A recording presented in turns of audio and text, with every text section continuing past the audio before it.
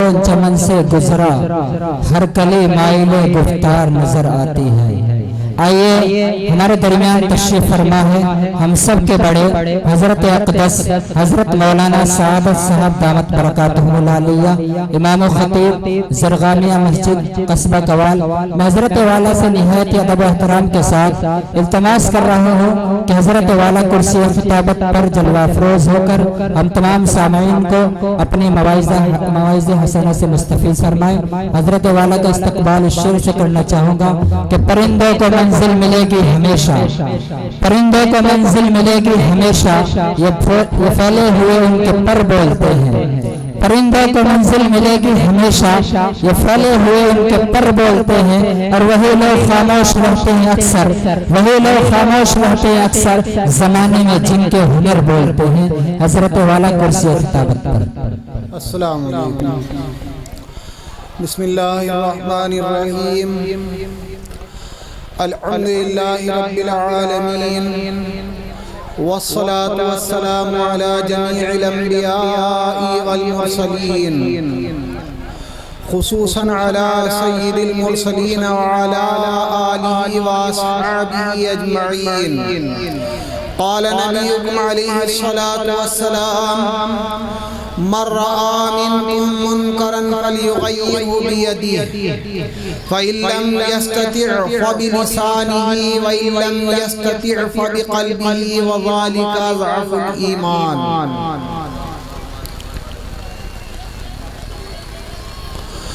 محترم حضرات، معزز سامعین اعظام، عزیز طلبہ کرام اور میری معزز مائیں اور میری پیاری بہنیں، ناچیز نے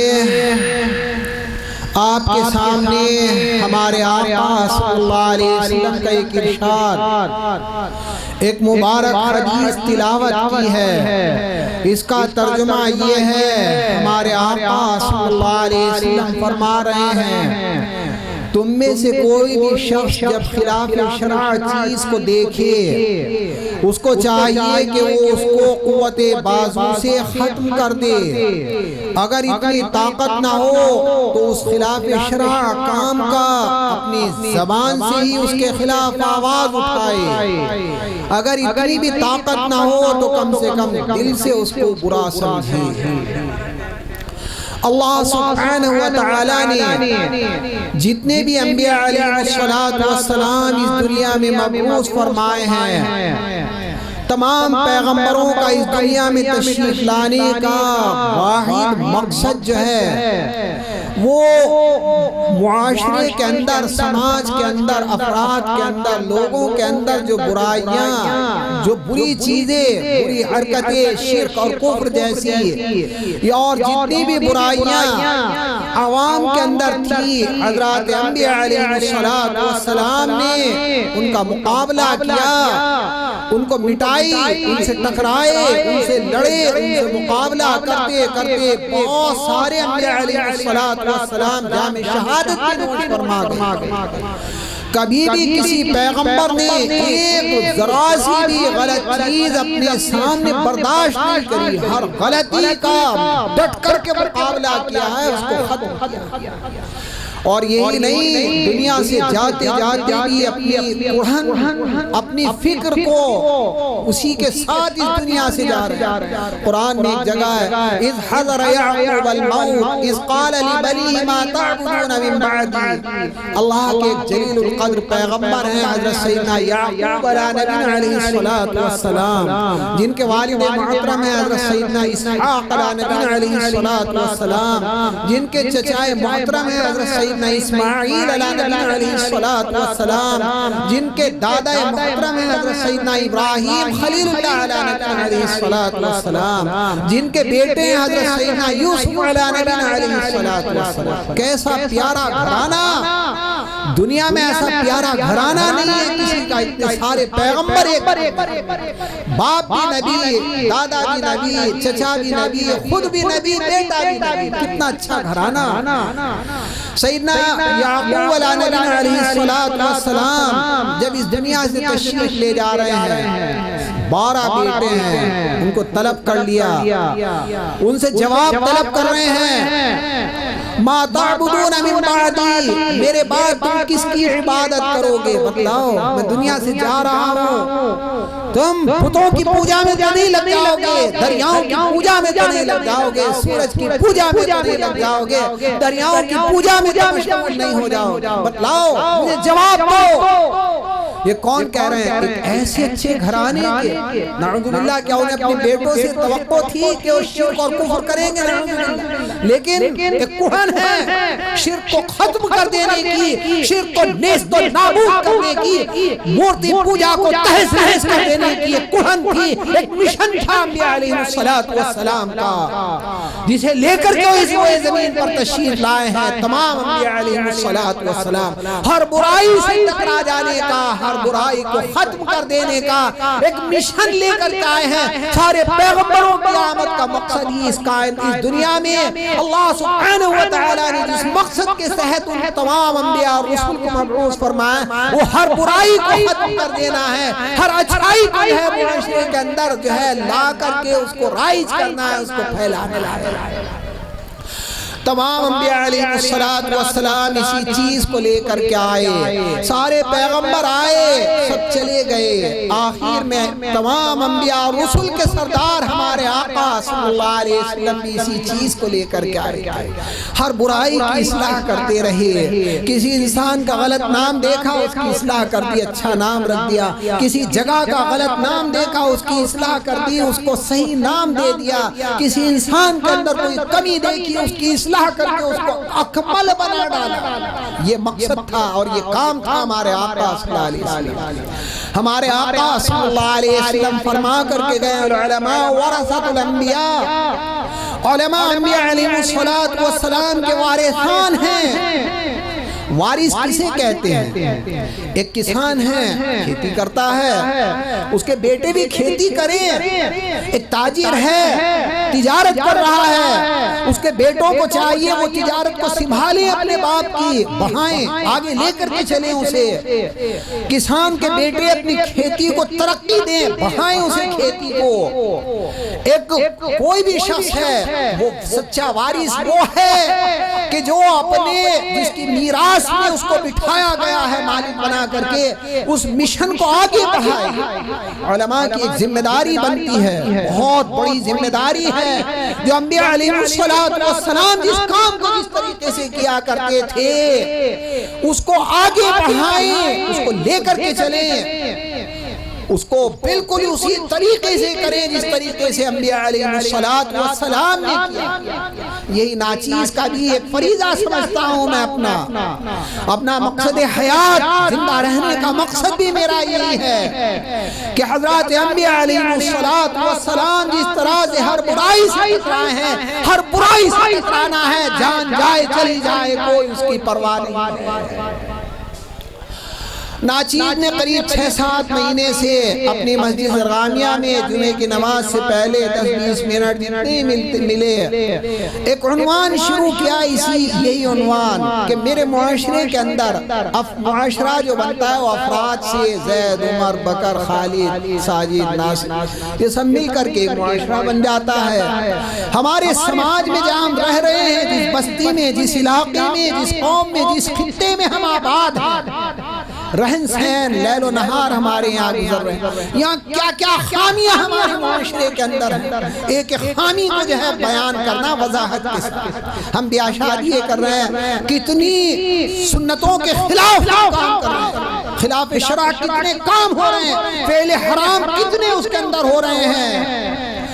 اللہ کے رسول صلی اللہ علیہ وسلم کی سنتوں کے خلاف اس طرح سے ڈھٹائی کے ساتھ ڈٹ رہے ہیں ہمارے معاشرے میں، کیسا مذاق بنایا جا رہا ہے رسول اللہ صلی اللہ علیہ وسلم کی مقدس سنتوں کا، بیاہ شادیوں کے سب کھول کر کے بتلا۔ بہت سارے لوگ ناگوار لگا کرے، کوئی فکر نہیں، لیکن آخرت میں انبیاء علیہ السلام کے سامنے ذلت اور رسوائی نہ اٹھانی پڑے گا، مقصد یہ ہے۔ یہی عنوان مسجد میں چل رہا تھا اور یہی عنوان آپ لوگوں کے سامنے بیان کرنا ہے. بالکل ٹھیک ہی کہ یہی عنوان جو آپ لوگوں نے مسجد میں سنا ہے وہ ہماری مائیں اور بہنیں بھی سن لیں. اور وہ عنوان جو ابھی جمعوں سے چل رہا ہے وہ یہ ہے کہ ہمارا کل، ہمارا مستقبل جو ہے وہ کس طرح سے روشن ہو سکتا ہے، کس طرح سے ہماری نسلوں کے اندر ما تعبدون من بعدی ایمان باقی کس طرح سے رہ سکتا ہے. لا الہ الا اللہ محمد رسول اللہ صلی اللہ علیہ وسلم پڑھنے والی نسلیں ہماری کس طرح سے باقی رہ سکتی ہیں. وہی ساری چیزیں آپ حضرات کے سامنے جو مسجدوں میں بیان کی گئی ہیں مسجد میں، اسی چیز کو تھوڑا سا آگے بڑھانا ہے. ہمارا جو مستقبل ہے، ہمارا جو کل ہے، ہمارا جو آنے والا مستقبل ہے. آج تو میں بیٹھا ہوں، کل میں نہیں رہوں گا. پہلے میرے باپ تھے، دادا تھے، آج میں ہوں، کل یہ بچے جو ہیں یہ میرا مستقبل ہے جو بیٹھے. یہ کس طرح سے روشن ہو، بس یہی ایک کوڑھن ہے، یہی ایک فکر ہے. اور اسی کے لیے دو چار مشورے آپ لوگوں کے سامنے پیش کر کے مجھے یہاں سے رخصت ہو. ناچیز نے بہت ساری چیزیں، سینکڑوں چیزیں مسجد میں آپ لوگوں کے سامنے رکھ دی ہیں کہ اگر اپنا مستقبل بہتر کرنا ہے تو یہ بھی کرو، یہ بھی کرو، یہ بھی. ایک دو چیز اور بیان کرنی ہے اور اپنی بات کو ختم کر دینا ہے. پہلی چیز تو یہ بیان کرنی ہے، ہمیں اپنے لاڈلوں کے بارے میں، اپنے بچوں کے بارے میں یہ دھیان رکھیں کہ وہ کن کن لوگوں کے ساتھ میں اپنے لیل و نہار گزار رہے ہیں، کن کے ساتھ میں ہمارے بچے بچیاں اپنی زندگی گزار رہے ہیں. قرآن کریم میں اللہ سبحانہ وتعالی نے ایک نصیحت بیان فرمائی ہے. اپنے ایک پیارے پیغمبر، ایک عظیم الشان پیغمبر گزرے ہیں، ایک جلیل القدر پیغمبر گزرے ہیں، اولو العزم پیغمبروں میں جن کا شمار ہوتا ہے. اولو العزم اس پیغمبر کو کہتے ہیں جو اکیلا ایک انسان پوری دنیا سے ٹکرا گیا ہو. ان میں ایک حضرت سیدنا نوح علیہ نبینا علیہ السلام تھے. جب اس زمین پر رہنے والا ہر انسان بتوں کی پوجا کر رہا تھا، اکیلے سیدنا نوح علیہ السلام تھے جو کہا کرتے تھے لا الہ الا اللہ، اللہ کے سوا کوئی عبادت کے لائق نہیں. اکیلے سیدنا نوح علیہ السلام تھے. حضرت سیدنا نوح علیہ السلام نے اپنے بیٹے کو ایک نصیحت کی تھی، اور وہ نصیحت تھی، کتنی پیاری نصیحت ہے جسے قرآن میں بھی اللہ نے پسند کر کے بیان فرمائی ہے. اور وہ نصیحت ہے وَلَا تَكُنْ مَعَ الْكَافِرِينَ. اپنے بیٹے کو باپ نصیحت کر رہا ہے، اور باپ بھی کتنا پیارا باپ ہے. کوئی ہو سکتا ہے پیغمبر سے زیادہ پیارا اس کائنات کے اندر؟ کتنے پیارے پیغمبر ہیں حضرت سیدنا نوح علیہ السلام، کتنے مشفق اور مہربان ہیں. وہ اپنے بیٹے کو نصیحت کر رہے ہیں، اے میرے بیٹے جو مشرکوں کے ساتھ رہا کرتا ہے ان کے ساتھ مت رہا کر. بیٹے نے نصیحت نہیں مانی، یوں ہی رہا یہ ابا یہ تو کٹڑ پنتی ہیں، یہ اسی طرح کی باتیں کریں، نہیں مانی. کفر پر اس کا خاتمہ ہوا ہے، غرقیاب ہوا ہے کافروں کے ساتھ، اور عذاب میں مبتلا ہو کر ہمیشہ کے لیے واصل جہنم ہوا ہے. باپ کی نصیحت نہیں مانی. ہمیں اپنے بچوں کے ساتھ کون کون لوگ رہ رہے ہیں، کون بچے ہیں جن کے ساتھ ہمارے بچے اپنی زندگی گزار رہے ہیں، ان پر نظر رکھیں. ہمیں فکر ہو، گہن ہو. صحبت کے اثرات ضرور پڑھتے ہیں. قرآن کریم کوئی قصے کہانی کی کتاب نہیں ہے، خوب اچھی طرح سے یاد رکھنا. قرآن کریم میں سورہ کہف میں اللہ سبحانہ وتعالی نے ایک واقعہ بیان فرمایا ہے. واقعہ اصحاب کہف کو کہا جاتا ہے، انتہائی مبارک اور مقدس ترین واقعہ ہے جس میں لاکھوں کروڑوں نصیحتیں ہمیں ملتی ہیں. ان نصیحتوں میں سے ایک نصیحت ہمیں ملتی ہے. اللہ سبحانہ وتعالی نے جو ہم کو تعلیم فرمایا واقعہ، اللہ والے تھے جو ایک مشرک مشرک دقیانوس بادشاہ کافر بادشاہ کے کفر کے ٹکرا گئے، مقابلے پر آ گئے، شرک کو اختیار نہیں کیا، توحید پر جم گئے، ان کو اپنے گھر بار کو چھوڑنا پڑا، اپنے وطن کو چھوڑنا پڑا، اپنے بیوی بچوں کو چھوڑنا پڑا، سب کو ٹھکرا دیا، سب کو چھوڑ کر کے غارق کی طرف چل دیے، اپنے ایمان کو بچانے کے لیے، اپنے لا الہ الا اللہ کو بچانے کے لیے، اپنے اسلام کو بچانے کے لیے سب کچھ قربان کر کے جا رہے تھے۔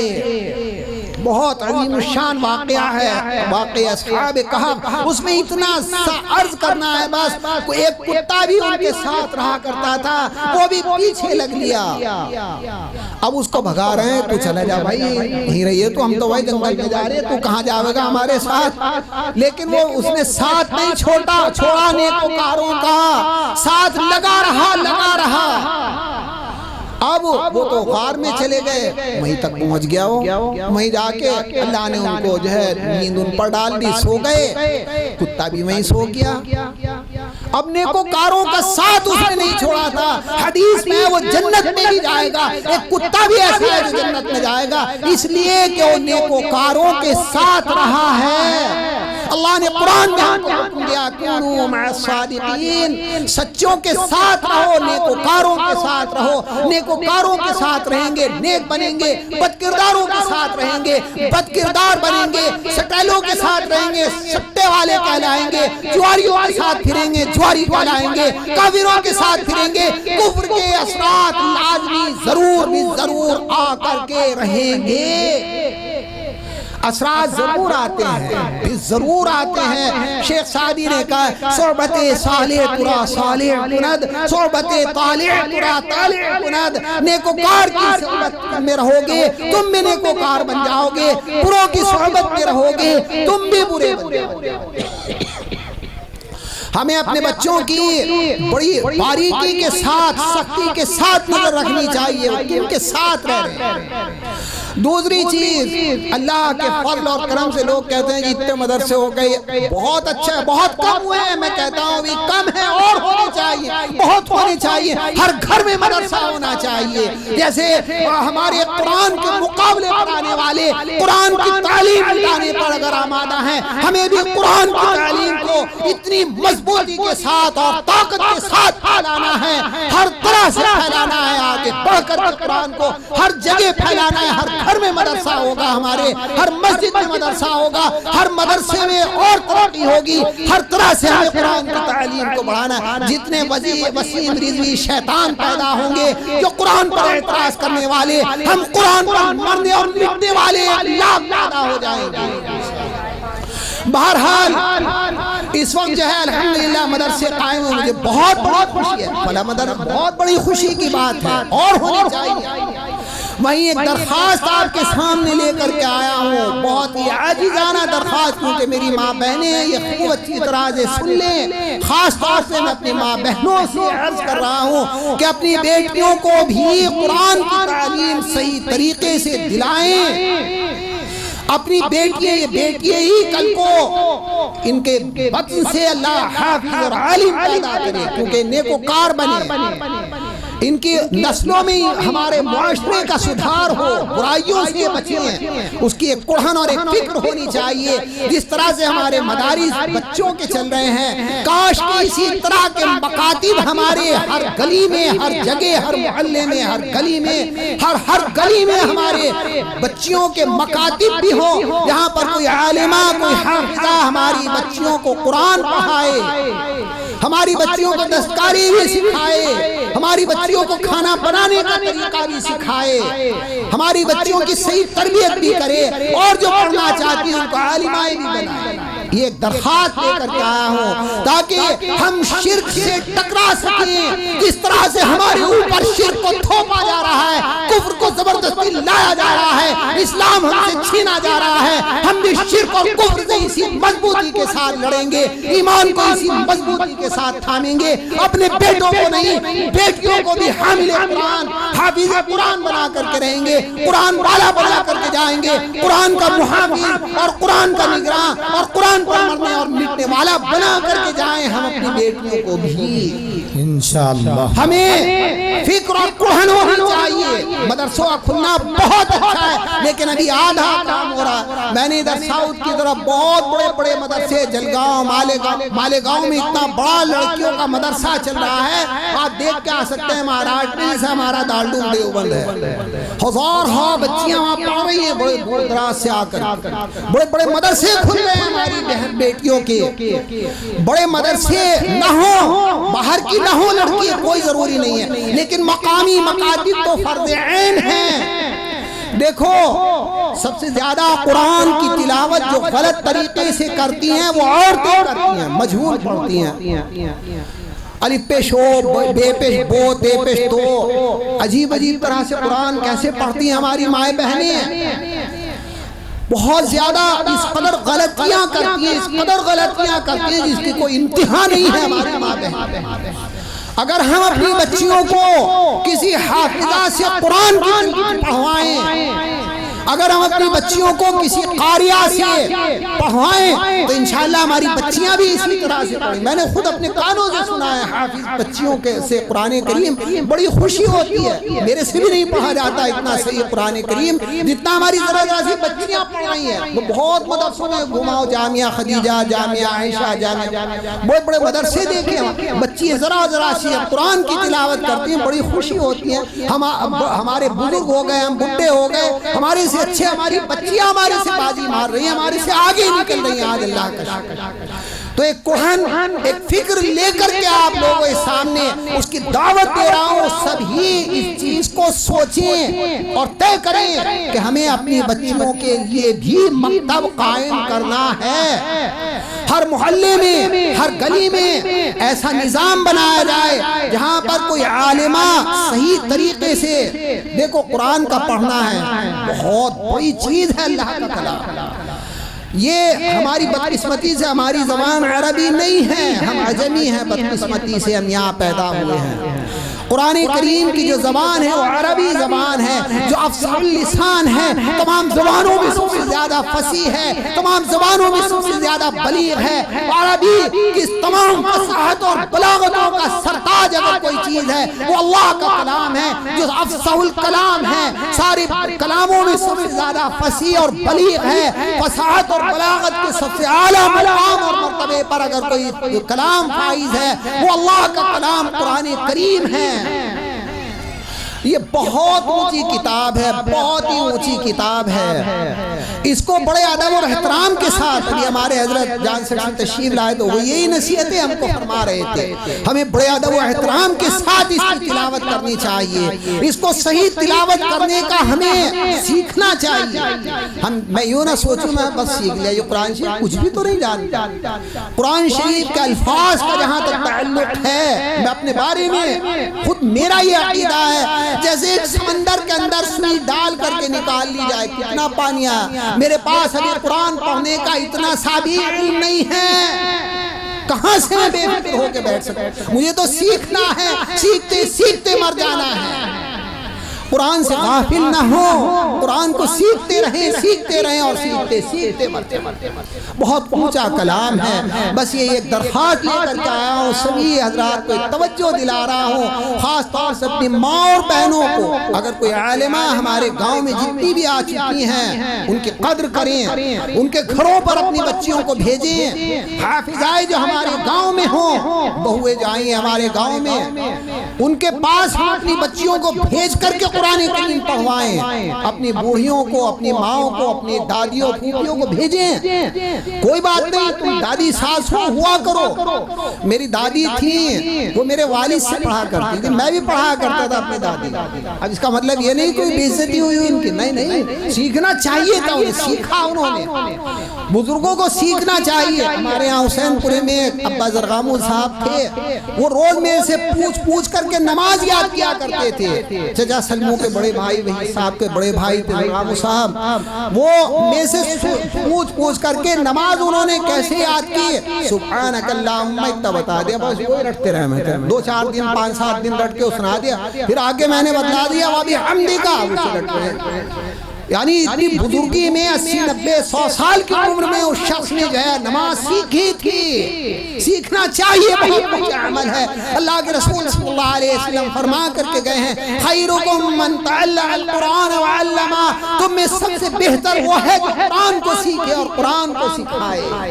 کتنا اونچا کام ہے, اس سے اونچا کام اس کائنات میں کوئی دوسرا نہیں ہے. سب سے اونچا عمل, سب سے اونچا وظیفہ, لوگ کہہ رہے ہیں جی فلاں وظیفہ بتا, سب سے اونچا وظیفہ میں آپ کو بتا رہا ہوں, روزانہ قرآن پڑھ لیا کرو. کسی استاد کو بنا لو. میں کتنا ہی کچھ بھی کہوں اپنے آپ کو, لیکن میں قرآن پڑھنا نہیں جانتا. آپ کے سامنے اعتراف کر رہا ہوں, ابھی بہت کچھ سیکھنا ہے, بہت کچھ سیکھنا ہے, بہت کچھ سیکھنا ہے. کاش کہ میں 5 منٹ روز سیکھنے پہ لگا. میں قرآن سیکھنے والوں میں میرا شمار ہو جائے گا. ہمارے بزرگوں میں ایک بزرگ گزرے حضرت مولانا رشید احمد گنگوہی, ہمارے مولانا زرغام الدین علی الرحمہ کے استاد تھے. ان کی دعاؤں میں سے جگہ جگہ وہ دعا مانگا کرتے تھے, اے اللہ میرا شمار طلباء کے زمرے میں فرما دے, طالبان قرآن میں میرا شمار کر دے. کاش کہ میں قرآن پڑھتا پڑھتا مر جاؤں. یہ کون کہتے تھے؟ مولانا رشید احمد گنگوہی, ہمارے سب کے بڑے ہمارے بزرگ ہوئے کہا کرتے تھے. تو میری بھی اللہ سے دعا یہی ہے کہ میں قرآن سیکھتا سیکھتا سیکھتا مر جاؤں. آخر میں بھی جب دنیا سے رخصت ہو رہا ہوں, جب بھی اصلاح کرا رہا ہوں, بھئی یہاں سین ہے یا صوت کی ادائیگی کیسی ہوگی؟ بھئی میں سے ادا نہیں ہوتی. زبان کی بائیں کروٹ تالو سے کیسے لگے گی؟ قاری صاحب ذرا بتلائیے. صحیح کیسے ہو, حلق سے کیسے نکلے, عین کس طرح سے. کاش کہ میں سیکھتا سیکھتا ہی دنیا سے رخصت ہوں. قرآن کریم کو سیکھنا یہ سب سے اونچا عمل ہے. اس سے اونچا عمل کوئی دنیا میں نہیں ہے, اس سے بڑھ کر کوئی عبادت نہیں ہے, اس سے بڑھ کر کے کوئی وظیفہ نہیں ہے. قرآن کریم سیکھیں, قرآن کریم کو سکھائیں, قرآن کریم کو پڑھیں, قرآن کریم کو پڑھائیں, قرآن کریم کو رواج دیں. اپنی اولادوں کو قرآن کریم دے کر کے ہم مریں. سب سے بڑی دولت ہم دے کر کے جا سکتے ہیں اپنی اولاد کو, وہ ہے قرآن کریم. ہم اپنی اولادوں کو قرآن والا بنا کر کے جائیں.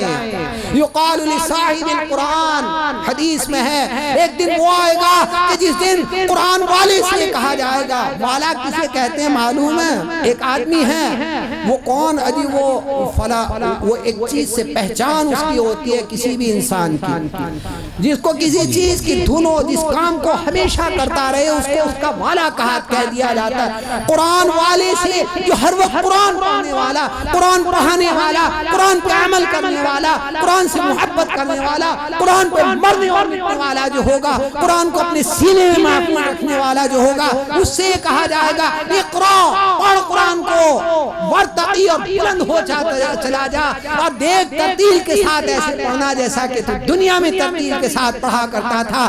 ایک ایک حرف پڑھتا جا, ایک ایک درجہ بلند ہوتا چلا جا, جنت کے اعلیٰ مقام پر پہنچ جا. تو قرآن والا, تو قرآن والا ہم اپنی اولادوں کو بنا کر کے جائیں, اپنی بیٹیوں کو قرآن والی بنا کر کے جائیں, اپنی بیٹیوں کو قرآن دے کر کے جائیں. یہ سب سے بڑی دولت ہے.